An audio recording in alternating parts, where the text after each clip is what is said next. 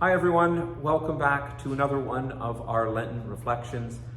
This past Sunday we heard the story of the prodigal son. And so I wanted to talk a little bit more about that. Maybe you were there on Sunday and you heard our conversation and the story of the prodigal son. And a lot of the times when we hear that story, we think of the relationship between the father and his two sons. And it's a wonderful, wonderful story of the love of the father for both of his sons. But the other part of that story that we don't think about too much is the relationship between those two sons, between those brothers, and what that says about our call to be brothers and sisters in Christ with the people around us. I'm a brother. I've got 2 older sisters and 3 younger brothers who I love very much.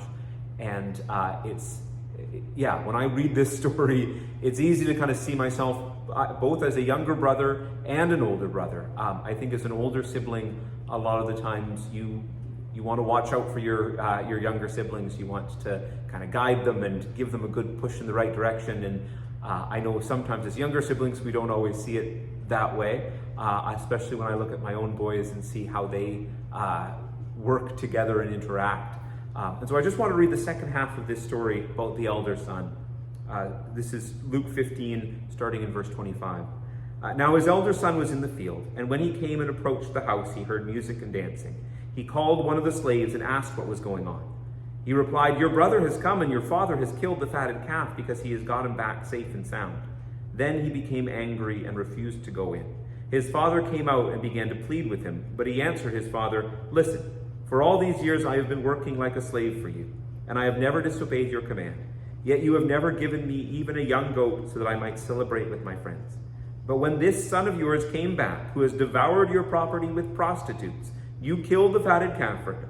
Then the father said to him, "Son, you are always with me, and all that is mine is yours. But we had to celebrate and rejoice, because this brother of yours was dead and has come to life. He was lost and has been found."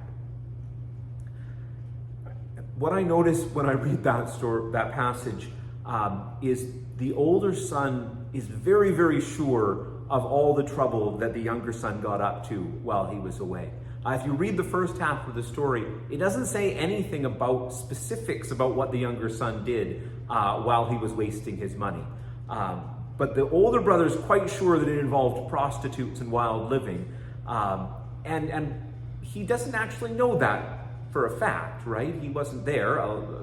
He didn't see what the younger son was doing. He's kind of brought that up in his own mind, and he's told his own story about what he thinks the younger son was doing wrong. And I think that's true of the way we see each other as brothers and sisters in Christ sometimes. We're very quick to look at people who are struggling, who are in trouble, and we are quick to come up with all kinds of reasons of why their life is going wrong and why they're having so much trouble. And we don't know them the way that God knows them. We don't know all the things that have brought them to that point.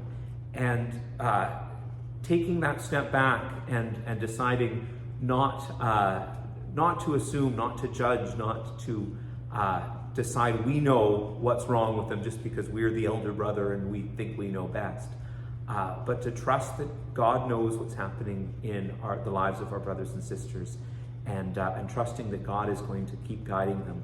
And our job is to love them as an older brother, as a younger brother, as an older or younger sister, to love our siblings, our brothers and sisters in Christ, and to help them grow closer and closer to the Father who loves us. So I hope that will help you as you read this story, as you think about your call to love your brothers and sisters around you, to keep working together to grow closer to God and to give glory to Him in all that we do.